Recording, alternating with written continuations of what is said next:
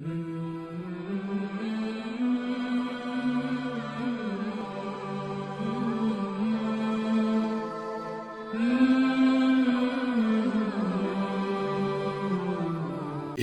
حضرت حسین بن منصور حلاج اپنی ریاضت میں مشغول تھے۔ اسی دوران میں ایک عقیدت مند ملاقات کے لیے حاضر ہوا۔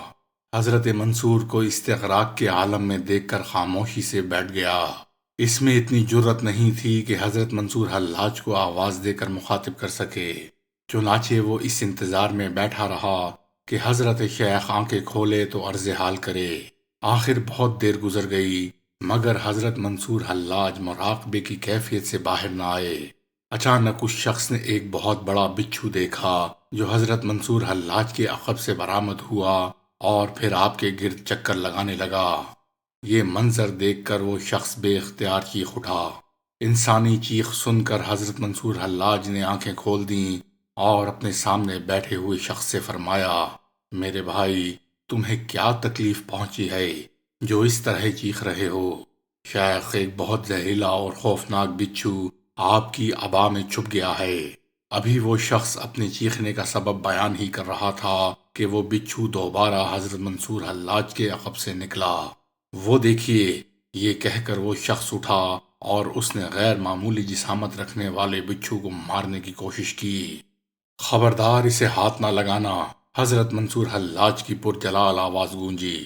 وہ شخص رک گیا اور عرض کرنے لگا، شیخ، یہ ایک نہایت موذی اور زہریلا کیڑا ہے۔ اس کی موجودگی کے سبب کسی وقت بھی آپ کو نقصان پہنچ جانے کا احتمال ہے۔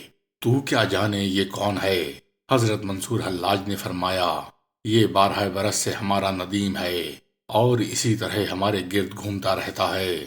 اس شخص نے یہ واقعہ دوسرے لوگوں کے سامنے بیان کیا تو بعض افراد نے بے ساختہ کہا، حضرت منصور حلاج با کرامت ولی ہیں اور یہی ان کی ولایت کی پہچان ہے کہ ایک زہریلا کیڑا اپنی فطری تاثیر کھو چکا ہے۔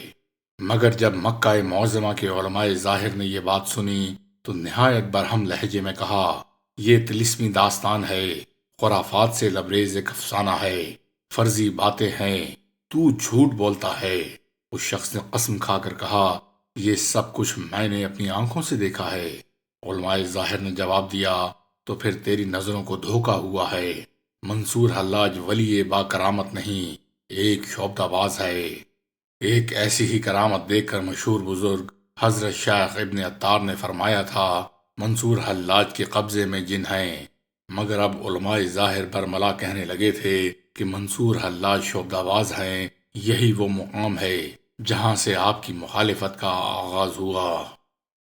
ایک دن حضرت منصور حلاج کے خدمتگاروں اور عقیدت مندوں میں ہلچل سی مچ گئی۔ وہ بات ہی ایسی تھی، جب لوگوں نے حضرت منصور حلاج کو ان کے حجرہ مبارک میں تلاش کیا تو وہ غائب تھے۔ اگر عام حالات میں حضرت منصور حلاج موجود نہ ہوتے تو کوئی حیرت کی بات نہ تھی، مگر جب کسی کمرے کا دروازہ بند ہو اور دروازے پر ایک دربان کی طرح کئی خدمتگار حاضر ہوں اور اس کے باوجود ایک شخص اپنے کمرے سے غائب ہو جائے تو پھر حیران ہونے کے سوا کوئی چارہ نہیں۔ تمام مرید اور خدمتگار ایک دوسرے سے پوچھ رہے تھے، شیخ کہاں تشریف لے گئے؟ مگر کسی کے پاس اس سوال کا جواب نہیں تھا۔ کچھ دیر بعد لوگوں نے ایک ناقابل یقین منظر اپنی آنکھوں سے دیکھا۔ حضرت حسین بن منصور شیر پر سوار تشریف لا رہے ہیں۔ حاضرین سوچ رہے تھے کہ وہ خواب کی حالت میں ایک خوفناک منظر دیکھ رہے ہیں، مگر وہ خواب نہیں، ایک زندہ حقیقت تھی۔ حضرت منصور حلاج شیر سے اترے اور اس درندے کو مخاطب کرتے ہوئے فرمایا، بس اب تم جاؤ۔ شیر نے حضرت منصور حلاج کی طرف دیکھا، سر جھکایا اور چپ چاپ چلا گیا۔ وہاں موجود لوگوں پر شدید خوف کی کیفیت طاری تھی۔ پھر جب وہ شیر چلا گیا تو بعض خدام نے عرض کیا، شیخ یہ کیا تھا؟ حضرت منصور حلاج نے بے نیازی سے فرمایا، مجھے ایک سفر درپیش تھا، حق تعالیٰ نے اپنے بندے کو غیب سے ایک سواری فراہم کر دی۔